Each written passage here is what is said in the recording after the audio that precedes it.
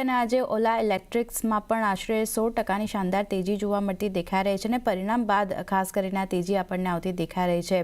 કેવા પરિણામ આવ્યા છે અને પોઝિટિવ કમેન્ટ્રી કઈ રીતે આવતી દેખાઈ રહી છે વિગતો લઈએ. સહયોગી તૃપ્તિ કપૂરી આપણી સાથે જોડાઈ ગયા છે. તૃપ્તિ, ગુડ આફ્ટરનૂન. જણાવો, ઓલા ઇલેક્ટ્રિક્સ અહીંયા નંબર્સ કેવા રહેતા દેખાયા છે?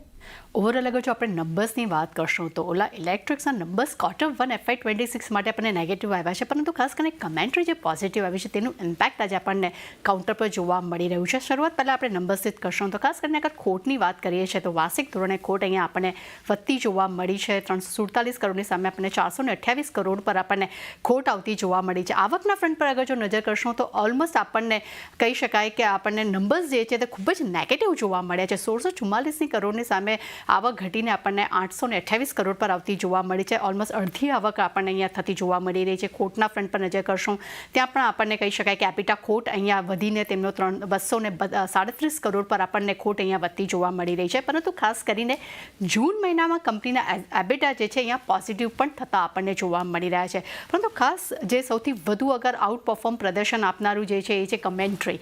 FY26 માટેની કમેન્ટ્રી જે ખૂબ જ આપણને પોઝિટિવ જોવા મળી રહી છે, જેમાં ખાસ કરીને ગ્રોસ માર્જિન જે છે તે કંપનીએ 35 થી 40% આવવાની તેમને અપેક્ષા રાખી રહી છે. તેનું મુખ્ય કારણ તેમને આપ્યું છે PLIનો ફાયદો જે છે કંપનીને મળી શકે છે, જેને કારણે કરીને માર્જિનમાં એક સારું એવું બાઉન્સબેક જોવા મળી શકે છે. અને જ્યાં Q4માં 18%ના માર્જિન હતા તેની સરખામણીએ ગ્રોસ માર્જિન જે છે તે 35 થી 40% આવી શકે છે.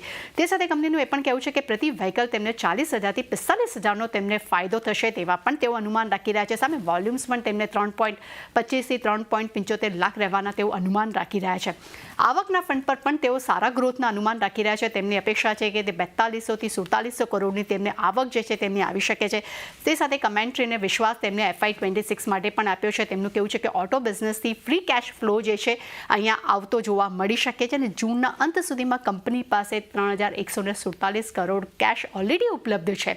અને ખાસ કરીને ઓપરેશન્સ માટે હવે વધુ કંપનીને કેશની જરૂરત નહીં પડે, જેને કારણે કરીને કંપની પાસે કેશ ફ્લો અહીંયા વધુ ને વધુ જોવા મળી શકે છે. સાથે તેમનું એ પણ કહેવું છે કે આગળ જતાં વન ટાઈમ જે વોરંટી છે તેને લઈને પણ જે મોટા પ્રોવિઝન્સ છે તે પણ હવે તેમને નહીં આપવા પડે, તેનો પણ એક પોઝિટિવ ઇમ્પેક્ટ જોવા મળી શકે છે. અને સાથે રેર અર્થ ફ્રી મોટર્સ પર પણ કંપની કામ કરી રહી છે. એટલે ડેફિનેટલી એક પોઝિટિવ કમેન્ટ્રી જે કંપનીને આપી છે. અને ખાસ કરીને ગ્રોસ માર્જિનને લઈને ઓલમોસ્ટ આપણને 35 to 40%ના જે તેઓ અનુમાન આપી રહ્યા છે તેનો એક સારો ઇમ્પેક્ટ અત્યારે કાઉન્ટર પર જોવા મળતો આપણને થઈ રહ્યો છે.